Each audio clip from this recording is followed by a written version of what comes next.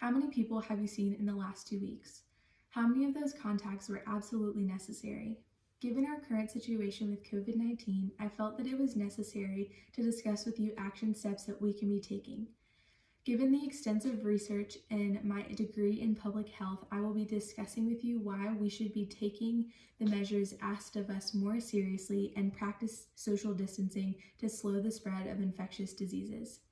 To begin, I'd like to discuss with you what can happen in a community when no social distancing measures are taken. Without social distancing, many problems arise towards both the individual and the community. This then bleeds over to an entire country, which then creates an epidemic.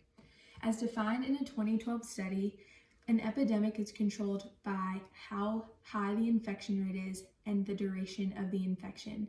These two factors are directly linked to how strongly individuals follow the recommendations and guidelines given by the local government and local health officials.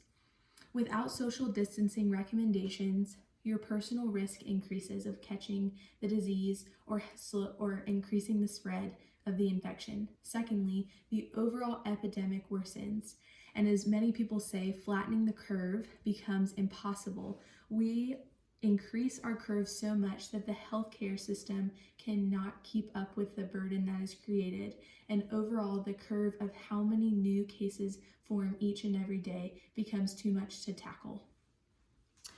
We can look to research done by Kelso and colleagues to show the lack of implemented measures that led to an excess of deaths in the 1918 and 1919 influenza pandemic. In the study, they found that there was up to a 69% variance in total mortality rates in cities that practiced public health recommendations and those that did not practice any at all. The delay of intervention measures during this time period led to a larger mortality rate than they ever thought possible. In their worst case scenario, they found that a lack of all intervention strategies put the final illness attack rate in the population to over 70%. Now that you have gained a better understanding about the impacts the lack of social distancing can have, I will discuss the process of social distancing and its importance. From research conducted by Robert Glass and his colleagues, we know that when effective vaccines are not available, a community can respond to protect itself by strategically controlling how they network with each other. As defined by Crystal Watson, a senior scholar at Johns Hopkins, social distancing means doing things that keep people away from the exposure of other people.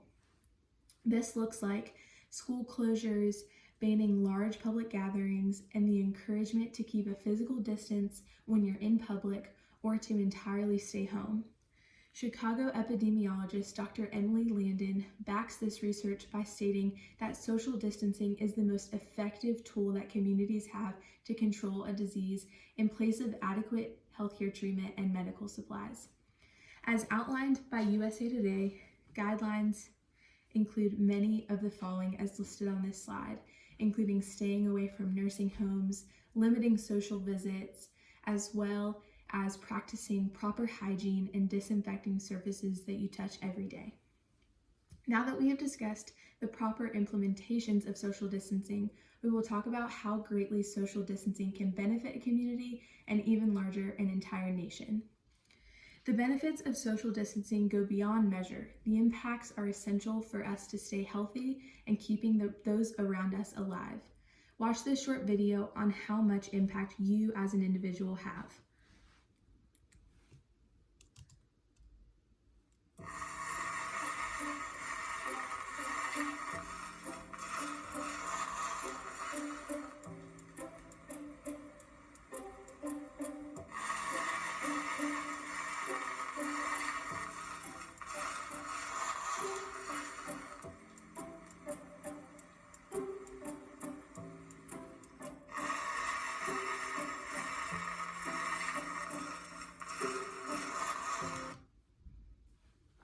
As displayed, the video emphasizes the importance of staying to yourself to control the spread of disease from one person to another. By doing this, you can prevent the spread of disease before the risk is too high and the disease is much worse. As in the before-mentioned study on the 1918-1919 pandemic, the implementation of home isolation was the only intervention measure that brought the final attack to less than 10%. This was the only intervention strategy capable of preventing an epidemic from happening in the first place. We know from research collected that social distancing can reduce infection rates from over 30% down to just 9%. And effective interventions can reduce the overall mortality by 50%. In the study about the 1918 influenza pandemic, it was shown that in large cities like San Francisco and New York, that simple stay-at-home intervention measures could have reduced the overall mortality rate by 95%. With a bigger picture of all the benefits of social distancing, I hope that you now have a better understanding of the need to implement it and to ask those around you to practice social distancing techniques as well. In conclusion, I encourage you to start practicing social distancing techniques in our current situation. Take steps to avoid unnecessary travel, unnecessary social visits. Stay at home if you feel sick at all or if someone that you live with feels sick as well.